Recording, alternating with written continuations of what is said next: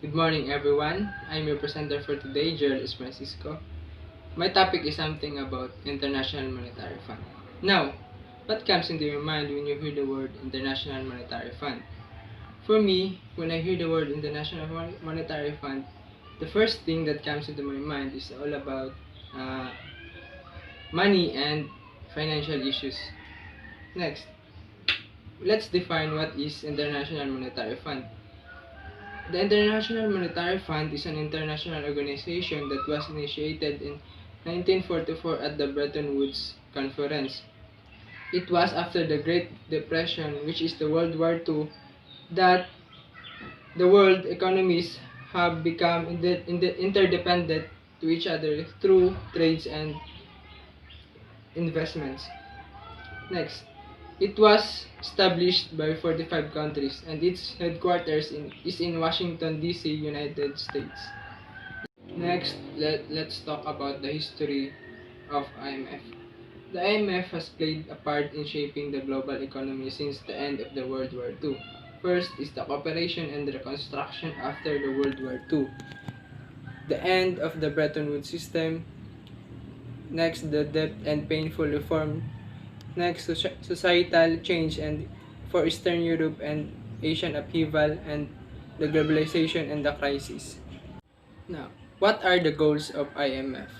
First is to promote international monetary cooperation and facilitate a balanced growth of international trade. Second is to provide exchanging stability, to maintain exchange agreement among members, and to avoid competitive exchange depreciation.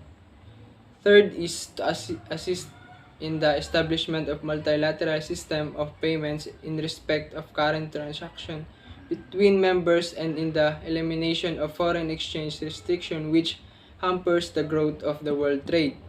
Fourth is to make the general resources of the IMF temporarily available to member countries under the adequate safeguard. Next is the governance structure. This is the governance structure of an International Monetary Fund, which is Board of Governors is the highest rank in this structure. Under of it is the Executive Board, represented by the managing director. Under the managing director, they have area departments, functional and special services departments, and information and liaison and support services. Next, more about the governance structure of International Monetary Fund. Here is our example. Now, they have the Board of Governors, which is the highest rank, and it is represented by every countries. Now, they also have executive board which is also represented by the managing directors. And we have development countries which has 24 members and 185 member states country which are the countries with the highest voting quotas based on GDP. Next. Now, this is the pattern on how the country can get money and give quotas to International Monetary Fund. Next is what is the role of IMF? First is promoting research in various areas of international economics and monetary economics.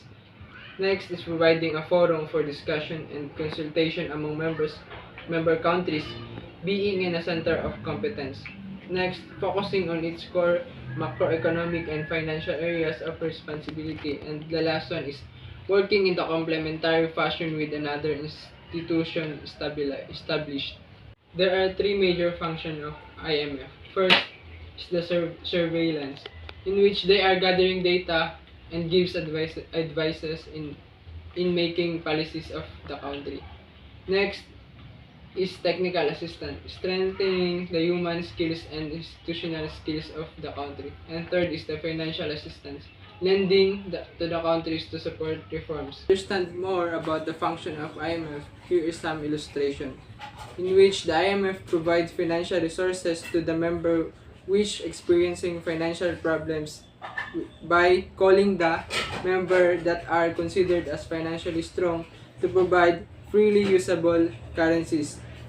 Then, the borrowing country will purchase the freely usable currencies with its own currencies, the the creditor countries will receive a liquid claims of the IMF, which is called the reserve transposition. Then the creditor country earns interest at the same time. And that would be all. Thank you for listening.